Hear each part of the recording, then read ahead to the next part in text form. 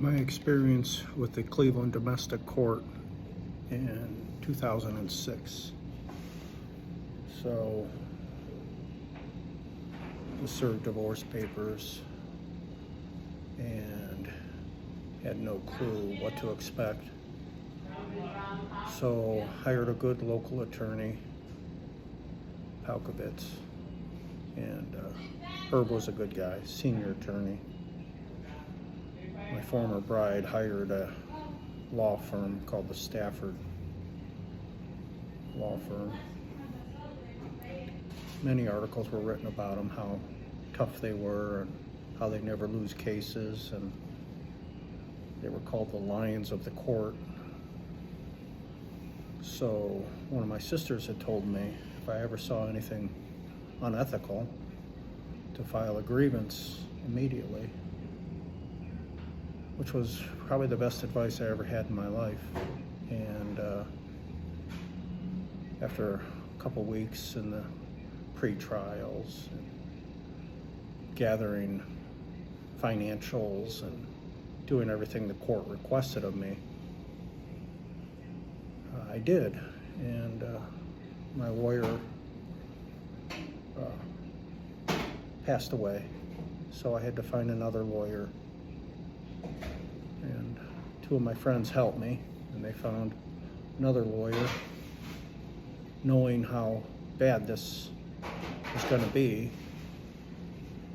they were helping me and found me a good lawyer, a fighter, and his name was Paul Korinsky.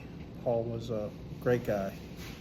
He was an environmental lawyer and wasn't a domestic relations lawyer, but he took a little course, 10-hour course, and got up to speed, and then he brought on another domestic relations lawyer to handle these situations. And through the pre-trials, and weeks turn into months, and nothing is following the state laws. Everything is being determined by the Staffords.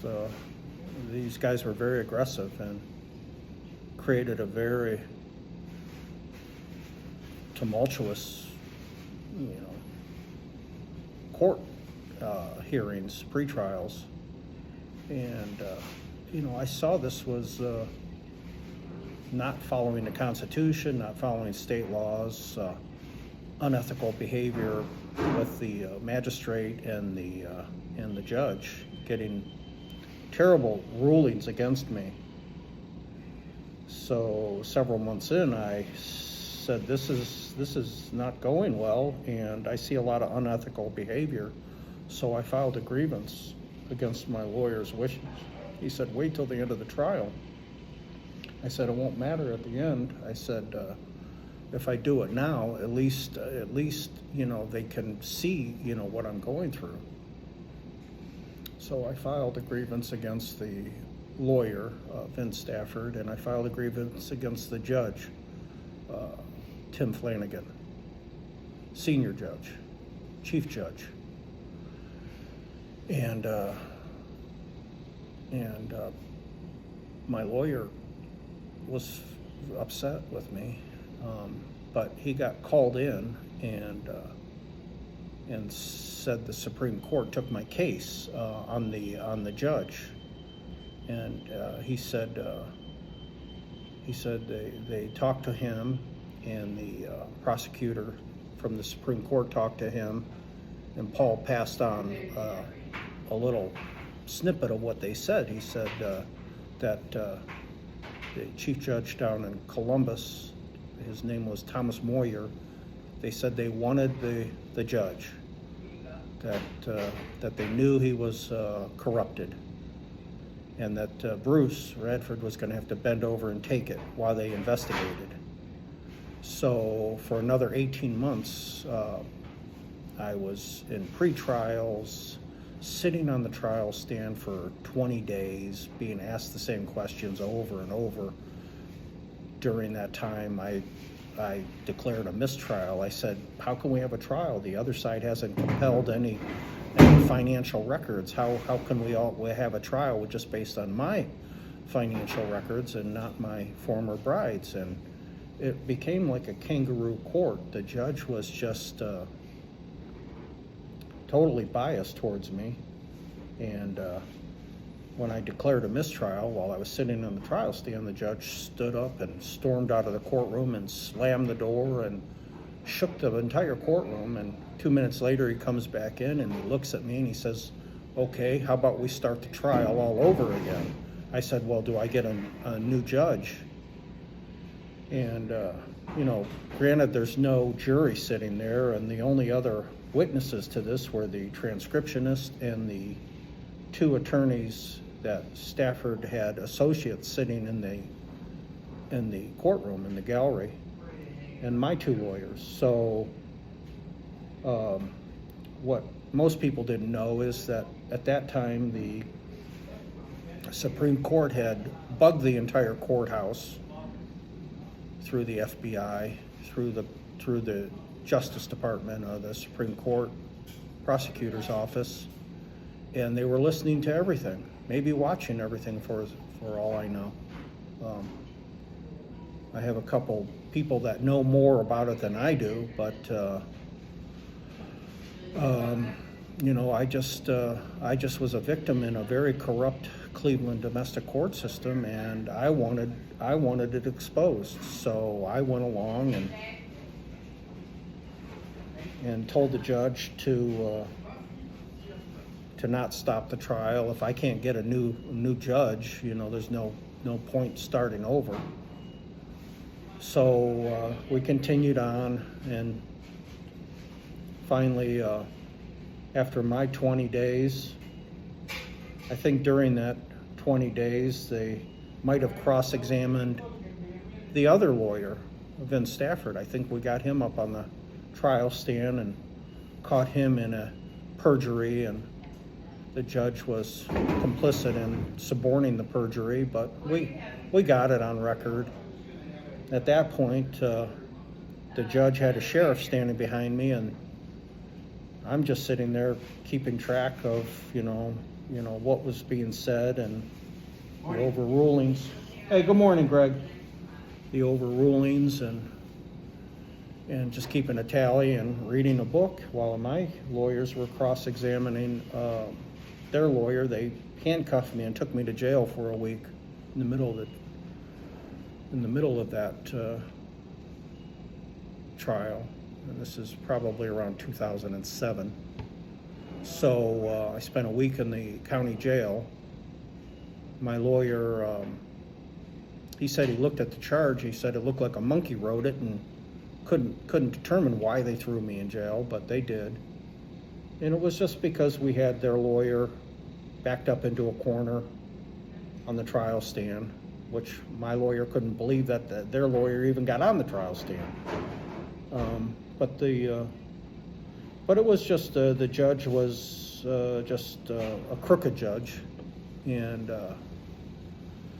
so I got out of jail a week later, and we go right back into the trial. We go right back into the courtroom, and we continue on, and then that was the end of that phase, and I had not one favorable ruling in 22 months with this judge. It pretty much gave up all my assets, my house, my property, 60 years of contents that my folks had left me in, some personal property, and we finally, after 22 months, had a divorce, and I was not happy with the results, so I kept fighting. The state Supreme Court had determined that Vince Stafford was unethical, and they had disbarred him in a hearing in Columbus, Ohio, around 2009, I think. and they disbarred him, but unfortunately the chief judge, Thomas Moyer, had passed away. So it left it up to a assistant prosecutor to determine Stafford's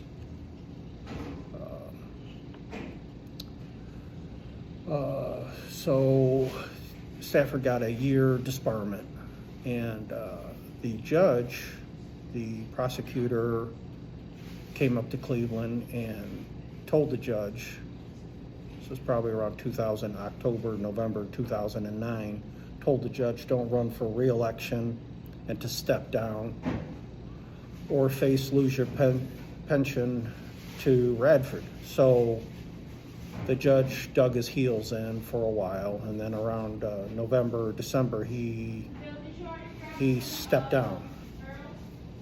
Well, my lawyer, Paul Korinsky, had resigned from representing me prior to that because he told me, as I was standing in line at McDonald's, he came up behind me and said, "I'm not your lawyer anymore. I'm not supposed to be seen talking to you, that they just threatened to kill me and my family. And I don't know who they was. I just assumed the Staffords." And Paul was scared. And so I went pro se for a while, and then finally, some other lawyers and people helped me, and we got a couple pro bono lawyers to help me continue on because I wanted to keep fighting. I wanted to try to get some of my assets back and get a better ruling, but no judge would handle my case. Since I had a judge removed from the bench, I became a hot potato, so I got passed around from judge to judge every few months, every 6 months, and no magistrate really was doing anything favorable for me, so it was just going right into trial. And the second time my former lawyer came up, Paul Korinsky, he said, "They're listening to our phones." Again, I was standing in McDonald's. He came up behind me. He said, "They're bugged our phones." And I said I had a feeling that was happening because I could hear the clicks and the taps. And so I said, "Okay." He said, "Just be careful. They're listening to us." And I said, "Okay." And I said, "I know." And Paul left. And about, I don't know, a week or two later, I was driving to one of my suppliers. I had outsourced some sewing to several sewers around the area. And I was up in a little town called Thompson, Ohio, and I'm driving down the road, and some explosive device went off right by my head, it seemed. What I noticed was two cars going by me really fast, and then I thought they shot me. I dove behind the dashboard, and whatever they threw at me was like my windows were up, and I was going about 60 miles an hour, so the closing speed was pretty fast with the two vehicles that passed me and threw something at me or shot at me or whatever. Never really found out what had happened. So it was so loud, I was stunned. I came back up thinking they shot me. I was tapping my chest thinking they shot me. And I look in the rearview mirror, and they're hightailing. They're moving 60, 70 miles an hour away from me. And it was just a 2-lane road, so they had me right, where they wanted me, and nobody else was on the road. And I was stunned. I came up, I slowed down. I'm looking around to see, what happened to the car. There was a small crack on the windshield right above the wiper blade. So I don't know if they threw a concussion grenade or a blasting cap or something. But my hearing was I couldn't hear. Everything just went dead. And I was just couldn't shake the fogginess out of my brain. I went up to Thompson Police Department, and the police office was closed. locked. This little town, the police department was locked. So I went to the sewer's house. I told her what happened. I went back to the police department, and he was there, and I filed a report. He took the report, and I also called the highway patrol, I think maybe the next day. That afternoon I went home, and my brother got me into a neurologist in Beechwood, Ohio, Dr. Mars, and both my eardrums were bleeding. So he wrote it up, and he said something happened, and he wrote it up and gave me some medicine to cut out the, because I was like, my balance was a little bit off, and gave me a prescription for some meds. And I kept pursuing the explosion. So I had hired a lawyer, and he came in on a retainer. We drove through the whole route, showed him what happened, where it happened, and gave him a... We got code red already. Oh boy. How you doing? Good morning. Gave him the lowdown on what transpired. I called the ATF and made a report. They took a report, they investigated, and after about a week or two, the lawyer wouldn't call me back, the police department wouldn't call me back. I did get a police report from the Thompson Police Department, and they gave me a phone number to call. So when I called back to do a follow-up, I got a message on the phone. I'm not allowed to call this phone number. I'm not permitted to call this phone number. Please do not call this phone number. Message. My lawyer, he wouldn't return phone calls. He wouldn't return emails. He wouldn't return faxes. So what I found out was about a week later, my lawyer walks up to me again in McDonald's. He says, "We know who did it. It was the judge gave Vince Stafford an envelope of money that was taken to Columbus or Dayton area, Ohio, and given to the IRA. The FBI had apparently known this the whole time, that this was going to happen. They were listening to the phone calls, and the Supreme Court had squashed it because they didn't want any other domestic relation cases open, like 10,000 of them, because this judge was so corrupt. So my lawyer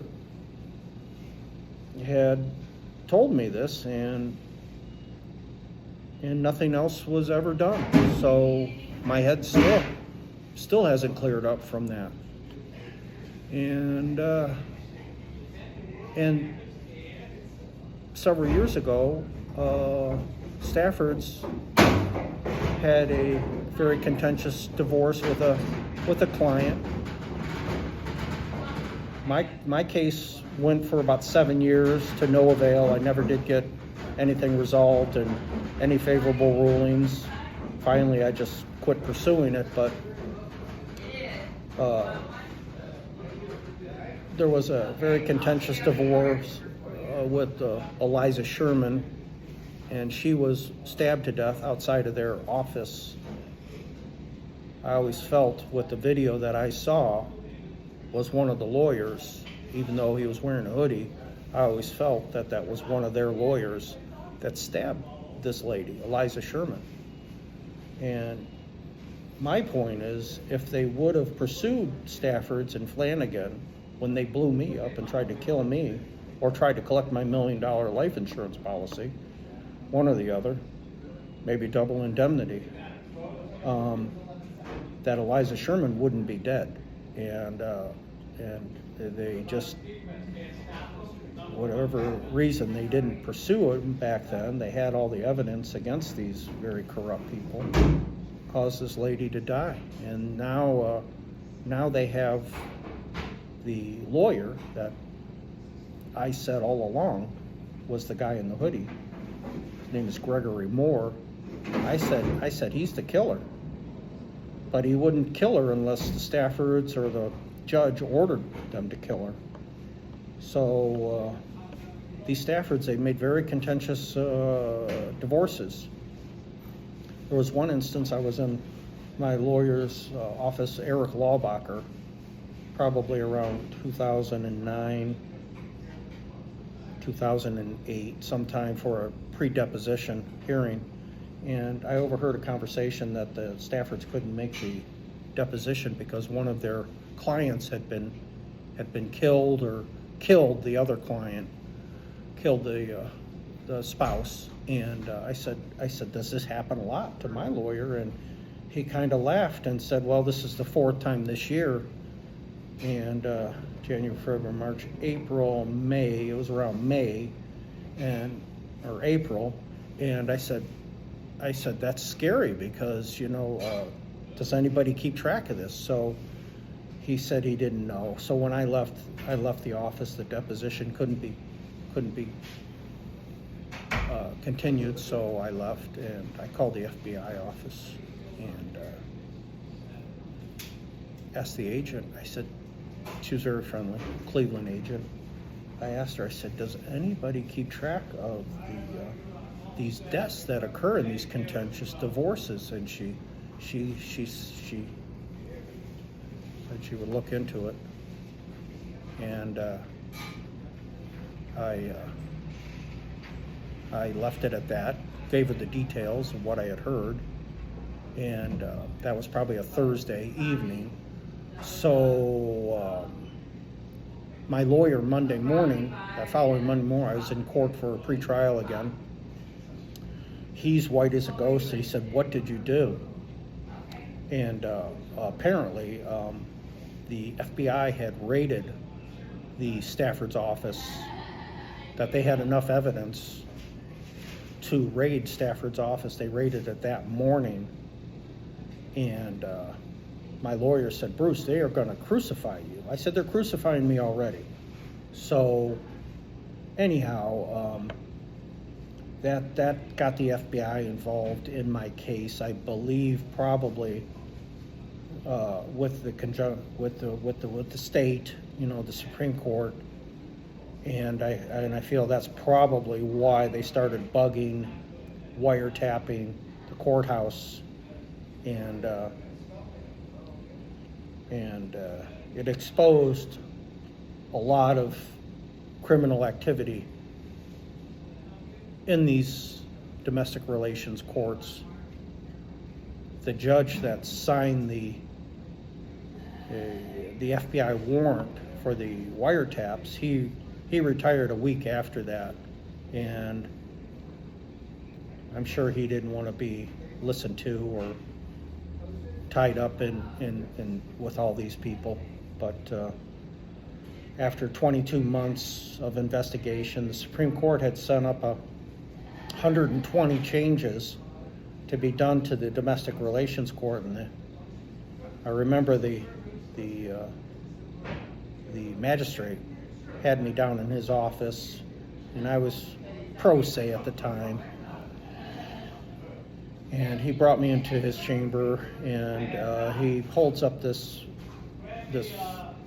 booklet, and he said, Radford, you did this to this courthouse, and there's 120 changes in there. And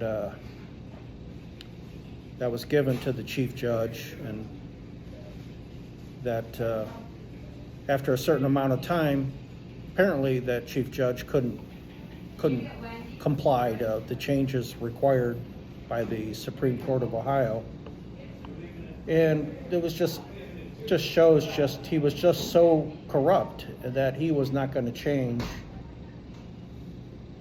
his ways. He's so far from Columbus that he was not going to change his ways. He didn't know that the courthouse was bugged.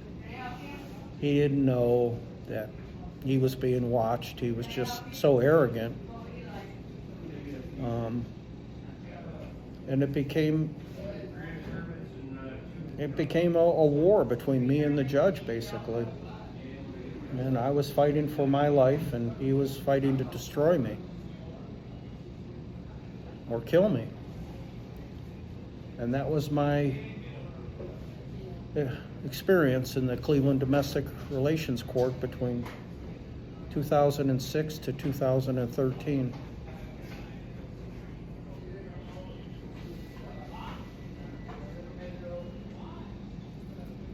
And I'm cynical about the whole court system today.